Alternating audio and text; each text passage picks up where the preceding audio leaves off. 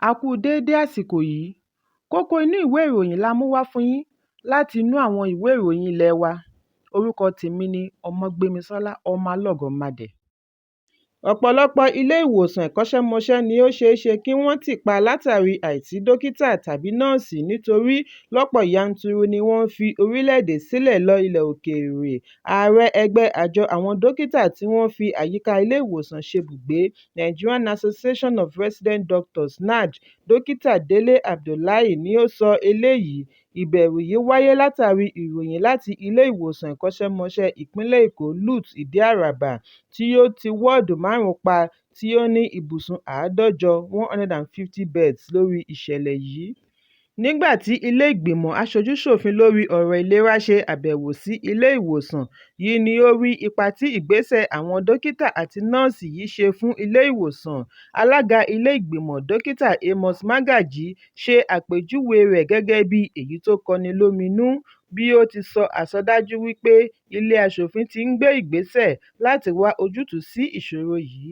Ààrẹ NARD sọ fún akọ̀ròyìn wípé ipò tí LUTH wà jẹ́ jígí sí ohun tí ó ń ṣẹlẹ̀ ní ilé ìwòsàn ìjọba àpapọ̀ 52 káàkiri orílẹ̀-èdè.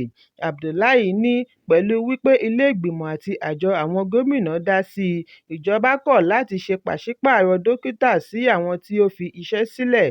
Ó ní àjọ NARD ẹ̀ka ti ìpínlẹ̀ Enugu State University Teaching Hospital (ESUT) yóò bẹ̀rẹ̀ ìyanṣẹ́lódì aláìlópin ní ọjọ́ 1 oṣù Kejìlá ọdún yìí, lẹ́yìn tí gbèdéke ọjọ́ 14 tẹnubẹ́po lórí ìbéèrè wọn láti gba òṣìṣẹ́ sí i àti láti pèsè ààbò. Àwọn dókítà ní ó ti pé 120 ọjọ́ 120 days tí ìjọba ìpínlẹ̀ Enugu ti ṣèlérí láti gba dókítà olùgbé àyíká àti alámòjútó ìlera. Abdullahi ṣe ìkìlọ̀ wípé bí ìjọba àpapọ̀ bá kọ̀ láti bá ìní wọn pàdé títí oṣù Kínní ọdún tó ń bọ̀, ohunkóhun ni ó lè ṣẹlẹ̀. Ààrẹ ẹgbẹ́ NARD tí í ṣe dókítà olùgbé ní Ifásitì Ìlọrin fìdí ẹ̀ múlẹ̀ wípé ọ̀rọ̀ lórí àìsí dókítà ní ilé ìwòsàn túbọ̀ ń burú sí i. Ìjọba ṣẹ̀ṣẹ̀ ń mọ̀ ọ́n ní lọ́wọ́lọ́wọ́ báyìí. Apá kan ilé ìwòsàn ìkọ́ṣẹ́mọṣẹ́ Ọbáfẹ́mi Awólọ́wọ̀ wà ní títì pa. Bákan náà, dókítà kan ṣoṣo ni ó ń dá ẹgbẹ̀rún 10 aláìsàn eyín lóhùn. Èyí tako àbá WHO tí ó sọ wípé dókítà kan fún aláàárẹ̀ 600. Ó ní ojoojúmọ́ ni dókítà ń fi orílẹ̀-èdè sílẹ̀, èyí sì ń fa iṣẹ́ àṣekúdórógbó fún àwọn dókítà tí ó kù nílẹ̀ káàkiri orílẹ̀-èdè. Ẹ̀kúnrẹ́rẹ́ ìròyìn yìí wà nínú ìwé ìròyìn The Guardian tó jáde lónìí. Kọmíṣánná ọlọ́pàá fún ìpínlẹ̀ Ògùn Abíọ́dún Alámòótù ti sọ wípé ikú tó pa adarí ìṣúná owó fún gómìnà Dàpọ̀ Abíọ́dún, Táíwò Oyèkánmi, lọ́wọ́ ará ilé nínú. Ìròyìn jábọ̀ wípé wọ́n yìnbọn pa Oyèkánmi lánàá nígbà tí ó ń darí bọ̀ láti ilé ìfowópamọ́ níbi tí ó ti gbé bullion van lọ gba owó fún ìpínlẹ̀. Nínú ìfọ̀rọ̀wánilẹ́nuwò alẹ́ àná lórí ẹ̀rọ ìbánisọ̀rọ̀ ni Alámòótù ti sọ wípé wọ́n gbìmọ̀ lórí ìdigunjalè àti ìpànìyàn ọ̀hún nítorí báwo ni àwọn adigunjalè ṣe máa wá pẹ̀lú sledgehammer láti fi já ẹnu bullion van. Gẹ́gẹ́ bí ọ̀rọ̀ Alámòótù, ẹnìkan nínú ilé ti ṣe alamí fún àwọn adigunjalè wípé olóògbé yìí ń lọ ilé ìfowópamọ́ lọ gba owó. Ó ní pẹ̀lú gbogbo ìwádìí, ẹ̀kọ́ ṣojú mímu wípé ìṣẹ̀lẹ̀ yìí lọ́wọ́ kan ìkà nínú, àbí báwo ni wọ́n ṣe mọ̀ wípé wọ́n á nílò sledgehammer láti fi já kọ́kọ́rọ́. Ó ní ó ṣeé ṣe kí àwọn adigunjalè yìí ti fara ṣoko sí ìtòsí pẹ̀lú ìrètí wípé ó máa tó kọjá lẹ́yìn tí wọ́n gbọ́ wípé ó fẹ́ lọ gba owó rẹpẹtẹ ní ilé ìfowópamọ́. Kọmíṣánná ní ọkọ̀ Toyota Corolla tí wọn kò tíì mọ nọ́mbà rẹ̀ ni àwọn adigunjalè tí wọ́n tó 5 yìí gbé wá pẹ̀lú aṣọ ìbòjú. Ó ní lágbára Ọlọ́run àwọn yóò sa gbogbo agbára láti rí i dájú wípé ọwọ́ tó wọn. Olóògbé Oyèkánmi ni a gbọ́ wípé ó lọ sí ilé ìfowópamọ́ Fidelity ní Òkè-Ìléwó lọ́sàn-án àná láti lọ gba owó tí iye rẹ̀ jẹ́ 97.335 million naira ní Òkè-Ìléwó, Abẹ́òkúta àti n15 million láti ilé-ìfowópamọ́ Sterling ní Òkè-Ìléwó. Bákan náà, lórí afárá Kútọ̀ ni àwọn adigunjalè ti rẹ́bùrú bullion van tí ó gbé n112.335 million. Wọ́n gbé sledgehammer sọ̀kalẹ̀ nínú ọkọ̀ tí wọ́n fi já bullion van. Yàtọ̀ sí Oyèkánmi, dẹ́rẹ́bà ọkọ̀ tí wọ́n pe orúkọ rẹ̀ ní Lékan Akíntóyè àti Peter Samson wà nínú ọkọ̀ kí wọ́n tó ṣe ìdánimọ̀ Oyèkánmi nìkan, tí wọ́n sì ṣekú pa á pẹ̀lú ìbọn AK-47 ráìfù. Ọ̀gá ọlọ́pàá fìdí ẹ̀ múlẹ̀ wípé kò sí ọlọ́pàá pẹ̀lú ọkọ̀ bullion van nígbà tí ìṣẹ̀lẹ̀ yìí wáyé. Rìpẹ́tọ̀ ọlọ́pàá Rasheed Adégbìtẹ́ tí ó yẹ kí ó wà pẹ̀lú bullion van ni a gbọ́ wípé ó rin ìrìn-àjò lọ Igbó-ọrà láti ọjọ́ Ìṣẹ́gun. Wọ́n ní wọ́n ti fi ọwọ́ ṣìkún òfin mú un fún ìwádìí. Oríṣiríṣi awuyewuye ni ó ti jẹ jáde látàrí ìṣẹ̀lẹ̀ yìí. Agbẹjọ́rò tí ó tún jẹ́ olùdíje du ipò sínétọ̀ ní ìwọ̀-oòrùn ìpínlẹ̀ Ògùn, Fẹ́mi Àìná, ṣe àpèjúwe ikú Oyèkánmi gẹ́gẹ́ bí èyí tí ìbá má ti wáyé bí ó bá ṣe wípé ìjọba ìpínlẹ̀ Ògùn rí dájú wípé Oyèkánmi kò jáde láìsí ọlọ́pàá. Ó ní báwo ni wọ́n ṣe máa lọ gba adúrú owó yẹn láìsí ọlọ́pàá. Ó ní bí ó bá ṣeé ṣe kí ìdílé olóògbé kàn sí agbẹjọ́rò nítorí gbogbo agbanisíṣẹ́ ni ó gbọ́dọ̀ pèsè ààbò fún àwọn òṣìṣẹ́ wọn. Ó béèrè ìdí tí wọn kò fi kàn sí olú iléeṣẹ́ ọlọ́pàá fún pàṣípààrọ̀ ọlọ́pàá fún ẹni tí ó fẹ́ lọ gba owó tí ó lé ní ọgọ́rùn-ún mílíọ̀nù náírà. Bóyá ikú yìí bá ti yẹ̀ lórí ọkùnrin yìí, ṣùgbọ́n àìbìkítà wọn ni wọ́n fi ṣekú pa bàbá ẹnìkan, ẹ̀gbọ́n ẹnìkan, ọmọ ẹnìkan. Àìná ní wọ́n rán níṣẹ́ dé tòrutòru. Ẹ̀kúnrẹ́rẹ́ ìròyìn yìí wà nínú ìwé ìròyìn Punch tó jáde lónìí.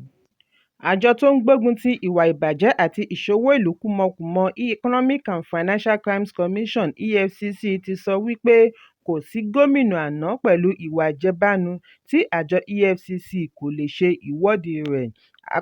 Àparò kan ò ga jọ̀kan lọ àfi èyí tó bá gorí ebè.